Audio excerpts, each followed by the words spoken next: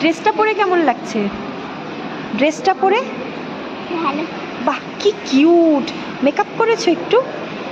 Makeup করেছো? এ মা আয়ে বেশি ইসে করবে না, আয় নষ্ট হয়ে যাবে। হয়ে গেছে, কাটা হয়নি।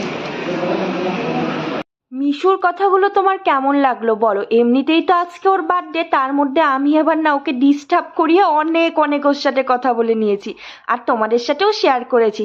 সত্যি এই সমস্ত দিনগুলোতে না বাচ্চারা নিজেরা নিজেদের মতো থাকতেই ভীষণ ভালোবাসে। কিন্তু ওই যে আমি একটুখানি ওর সাথে কথা বললাম, আর এই যে বার্থডে পার্টির মা, বললাম যে আসো আসো তোমার দুটো ফটো তুলে দিই।